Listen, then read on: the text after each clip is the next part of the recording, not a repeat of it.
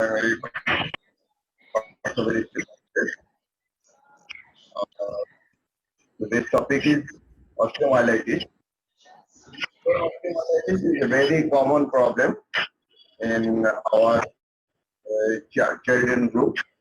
Those who are below 6 years, they are mostly affected persons from the low socioeconomic condition, and this is a very devastating condition, and the sequelae this is very long time. It may be so much important. We should cautious about the osteomyelitis, and we should know about the osteomyelitis. Otherwise, it is very important for your examination also. Say, for in written question, there are maybe in here there may be question from osteomyelitis, and in viva examination you may face the question about the osteomyelitis in X-ray, even in specimen and in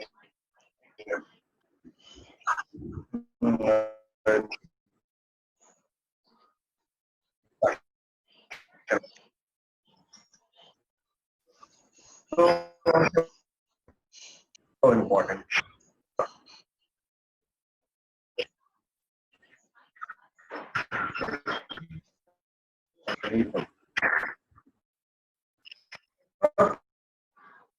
We should know what is infection. Infection is a condition in which and this chronic inflammation and destroying that, or at least immobilizing that and confining that with a single leg.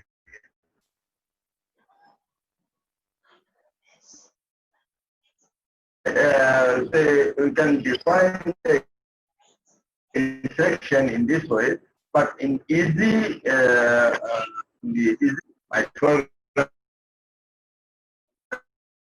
and when microorganism comes inside the body, it may be in the skin, maybe in the bone, maybe in the other organs of the body, and that causes the inflammatory reaction.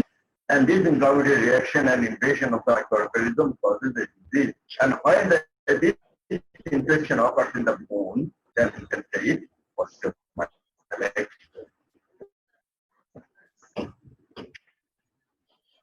The types of inflammation.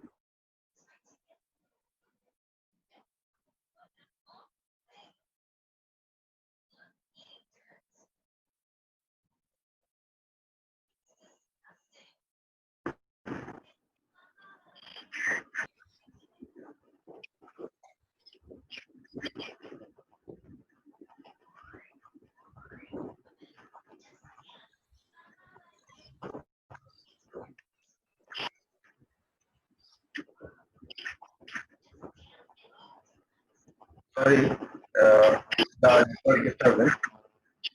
So sign of inflammation. Sign of inflammation are redness, swelling, heat, pain, and loss of function. These are the very common to know. So inflammation in the bone may be all these five or part of these signs that may be present. So these are the points we should remember for our next part of the discussion. Okay. So bone infection, why it is so important? Because the bone infection is different from the surface infection. You know, the surface infection in sometimes it typically is not so long. Yeah, surface infection cures completely, but in case of bone infection, this is very infection, and it sometimes it is the lifelong disease. And why this bone infection differs? Because the bone is different from the other soft tissue. It's a rigid compartment. You know the structures of the bone, the compact bone, spongy bone, and inside the bone, some medullary cavity is there, and all it is divided into small aversion system and small part, the compact parts, and this compartment, when the infection occurs in these compartments, the pressure inside the medullary cavity, inside the aversion system, even under the peristitium raises. And this raised pressure may causes the, due to the inflammation, may cause the ischemia to the bone. And that ischemia causes the necrosis. So in soft tissue, we also find necrosis in the soft tissue that may be due to the effect of necrotic agent from the infected microorganism. But in case of bone, this is the mechanical condition. This mechanical condition may cause the destruction of the bone, necrosis of the bone, and sometimes this bone necrosis may completely destroy the bone. So this bone infection is different from the other soft tissue infection. The acute pyogenic bone infection, chronic infection. What is the acute? When acute symptom is present, we can say it is acute infection. And when the acute symptoms subsided, but infection persists, then we can say it is chronic infection. In case of bone, we can also divide the infection, that means osteomyelitis, into acute osteomyelitis and chronic osteomyelitis.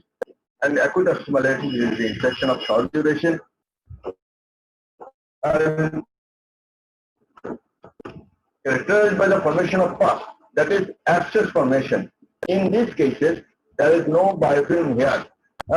In the later section, in the discussion of chronic infection, chronic osteomyelitis, we will discuss about the biofilm.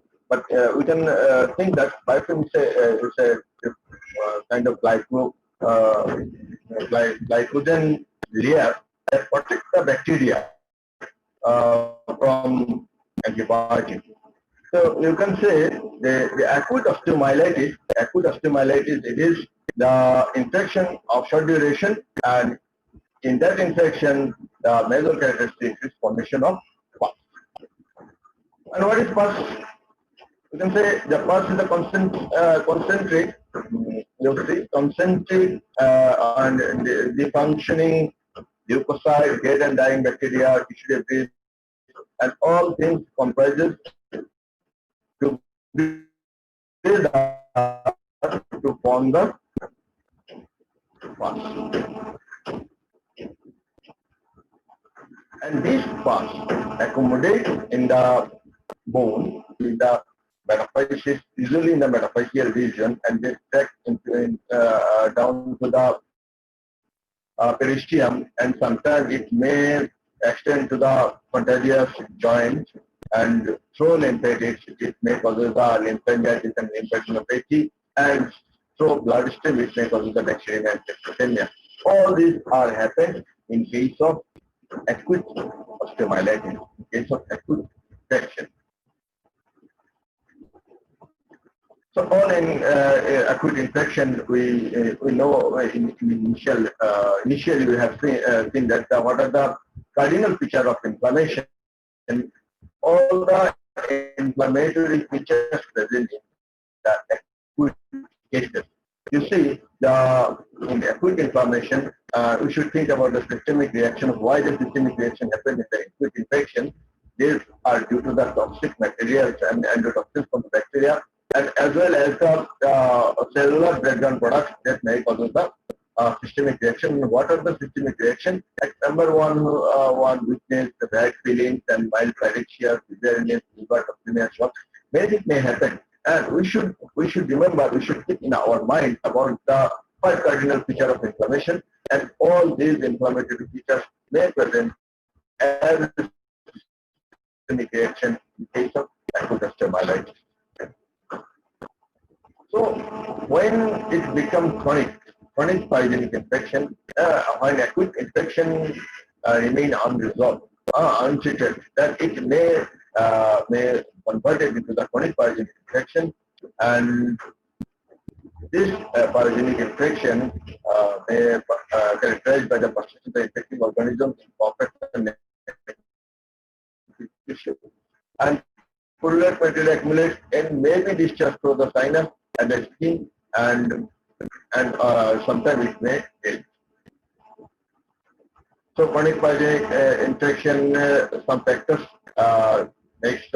play some role to convert the acute pyogenic infection to chronic pyogenic infection. That may be the dead bone, damaged muscle, foreign implants. In orthopedics, we usually use some implants that are metallic.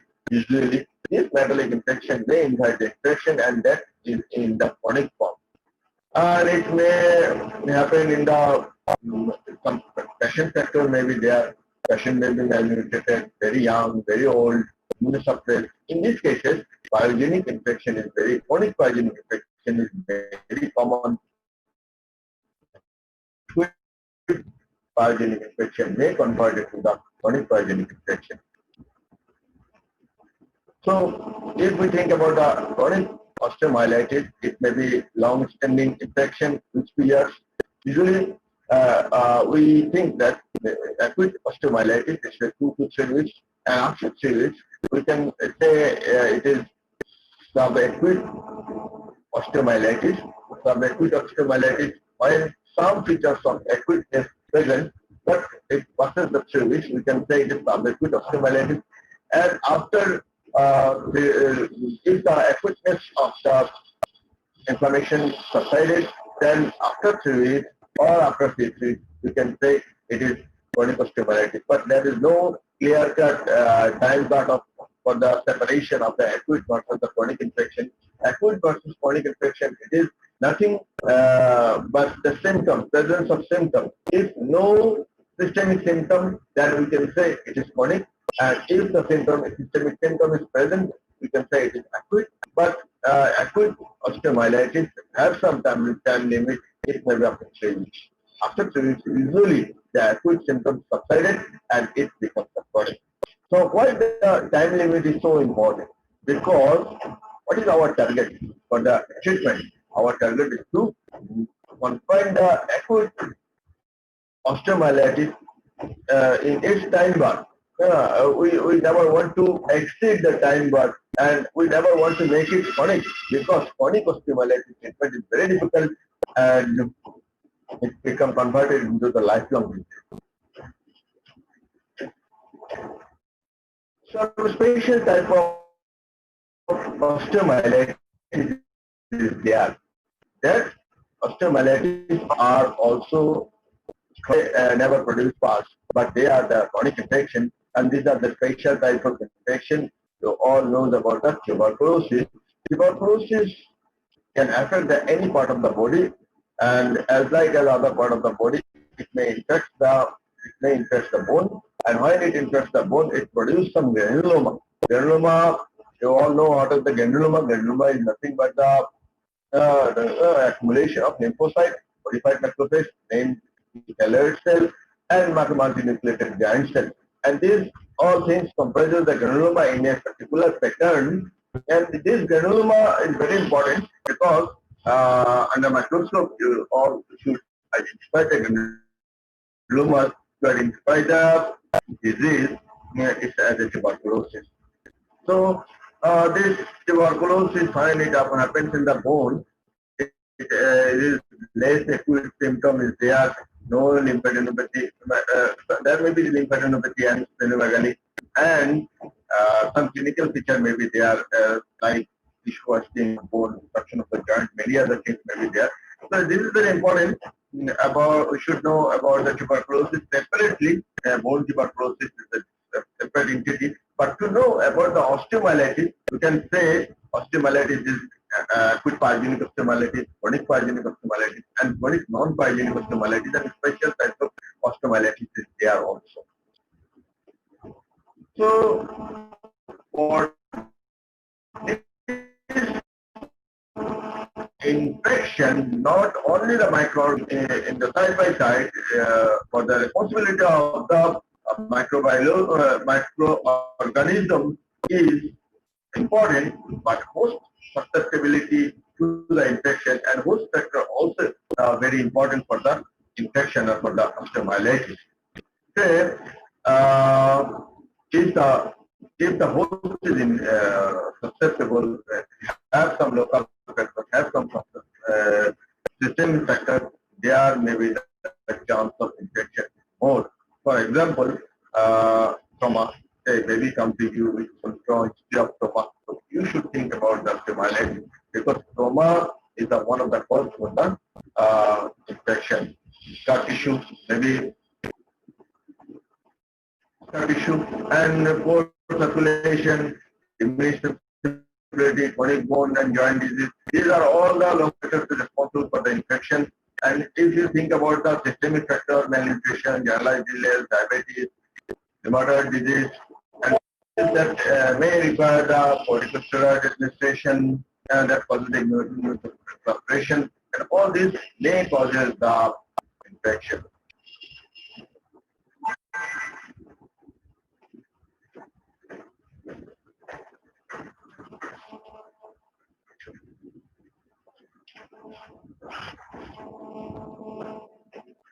So, we should know about some tidbits about the principle of treatment. If the infection occurs in the bone, what should we do for the treatment? Inshallah, we shall discuss in the later stages. But these are the principles, and etiologies, how the microorganism reaches in the musculoskeletal tissue. It may be direct introduction through the skin or direct spread from the contagious focus of infection. Say, for example, infection in the joint may spread to the bone, or bone infection may spread to the joint. Skin infection, muscle infection, that may spread to the bone. So, if the contagious focus or infection is there, there may be direct spread or indirect spread by the blood stream. That is hematogenous infection is very common. And this hematogenous infection, it may be from the newborn, say for example, from the infected umbilical cord, and in case of adults, this may be due to the umbilical catheterization or any other thing. There is a direct syringe from the infected syringe or needle prick. There may be, they may cause the osteomyelitis. So this thing is very important. Urethral catheterization. You see, this is not related to the bone. The procedure is a distal procedure, but this may cause osteomyelitis. So important. So when we will go for urethral catheterization, we should maintain the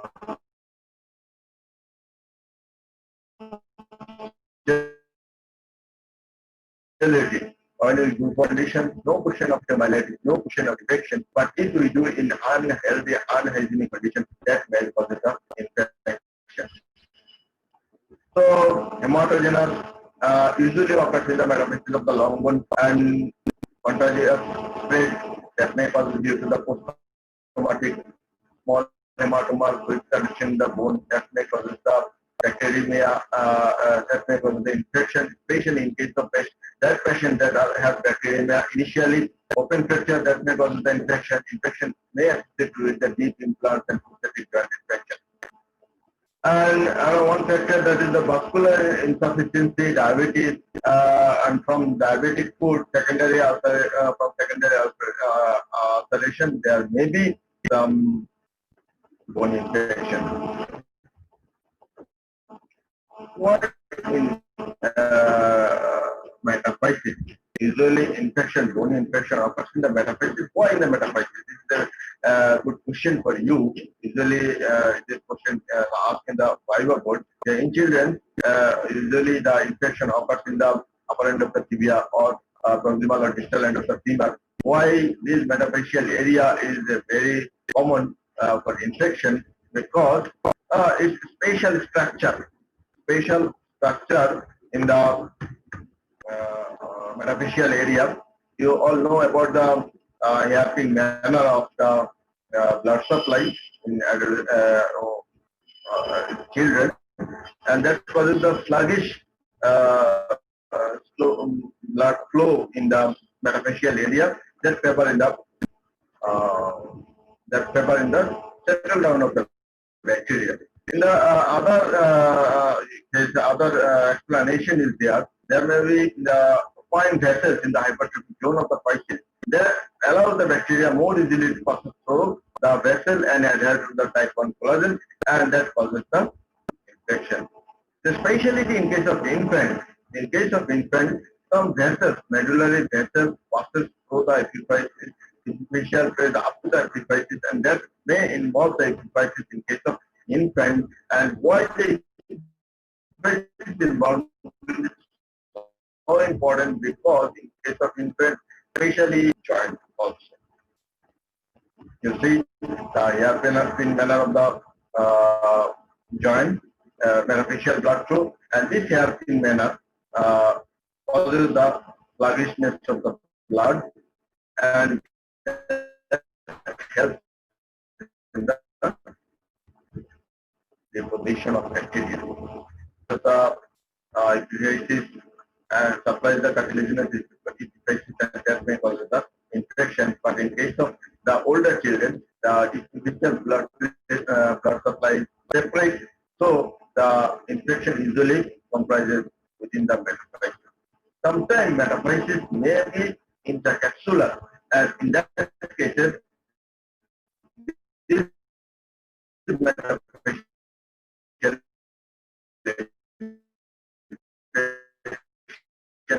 may cause the septic effect. So what about the, it's most common in the poor socioeconomic condition. And what are the staphylococcus area in 70% cases, and the positive coccus of staphylococcus, staphylococcus pneumoniae, these are the most common organism. There may be some gram-negative bacteria in 1 to 4 years of age, and polymicrobial infection may occur in case of diabetes, and in case of other secondary infection like direct inoculation of organism, that may cause the polymicrobial infection in case of acute osteomyelitis. So some age variation is there. In case of 1 to 4 years, simple as influenza may cause the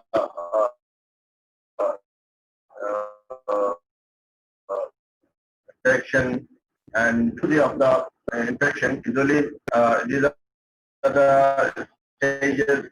At first, it may cause inflammation, then suppuration, bone necrosis, reactive newborn formation, ultimately resolution and healing, or else it interactively converted into the chronic osteomyelitis.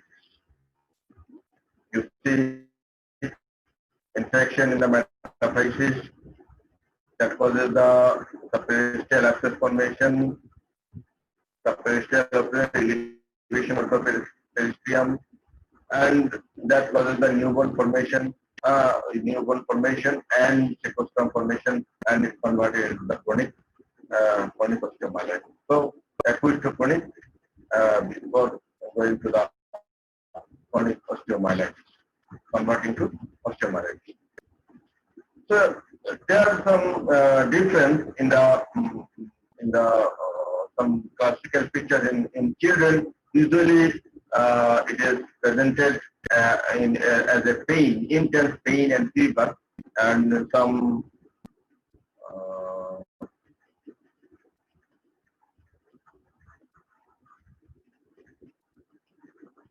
laboratory findings. It is very important.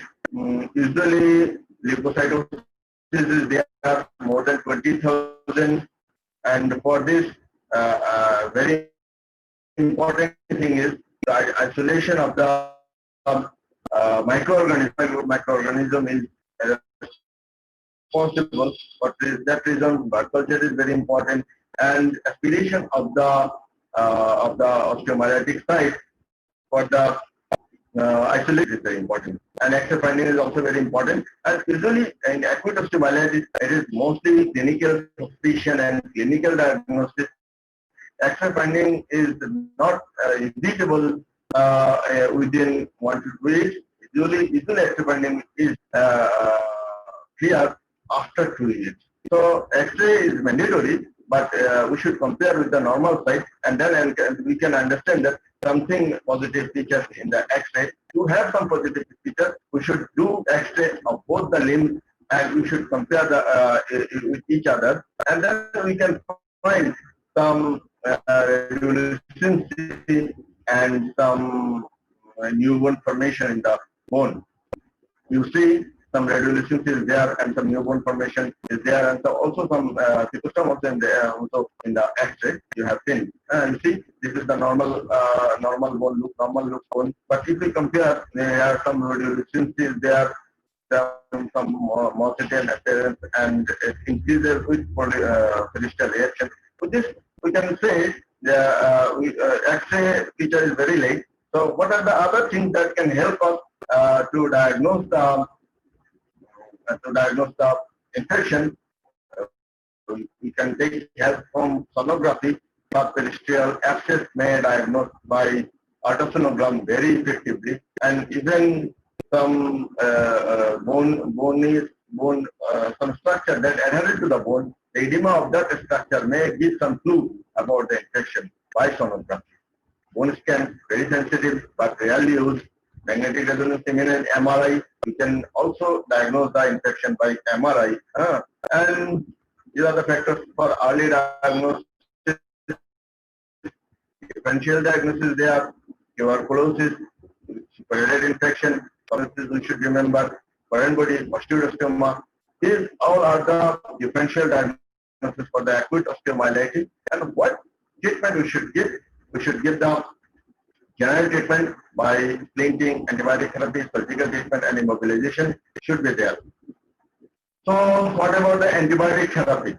It should be IV. IV antibiotic. We should give the IV antibiotic from intravenous administration of antibiotic. How long? It should be usually 3 weeks for until the subsidence of the acuteness, and with some laboratory support. Say, for example, you should give the IV antibiotic until the ESR and CRP become normal, and after that you should continue the oral antibiotic for further 6 weeks, 3 to 6 weeks, and marker should be in its normal limit, and after that you can stop the antibiotic. So remember the main strain for the treatment of acute osteomyelitis is antibiotic, and that should be started IV antibiotic, and that's not 3 days, or it may be up to 2 weeks, and subsidence of the acuteness of the infection with the support of laboratories of ESR and CRP should go down. And when should we discontinue the treatment? I already mentioned it. So, if not, if the treatment not responds within 48 hours, we should go for surgical management. What is the surgical management? Incision and drainage. In these cases, if we find a path over the bone, that means the path drain out. So no need to go for further drilling in the bone. But if no path is there, we should drill the bone. And if we think that whole bone is involved by the infection, we should not depend on the drilling. We should make some window in the bone to curate all the bone and cleaning all the bone. And after that, we should close the wound with or without drain, and we should go for some postoperative management, and we should give some support to the limb, usually back slab, and full oil bearing usually possible after 3 to 4 weeks. And this depends upon the condition of the bone, and if the 70% of the bone is intact, then at that cases we can give permission to the patient to bear weight. And before that, we should splinting and movement should be supported by crutch or walker. So what are the complications? Main complication is may convert into chronic osteomyelitis, and other complication may happen. So these are the things we should think. Define osteomyelitis, classify osteomyelitis, how can we manage acute osteomyelitis and what are the differential diagnosis and what may be the complication of acute osteomyelitis. So in the next day, we may discuss about the chronic osteomyelitis. That is another big, important, big chapter. Thank you all for your attention.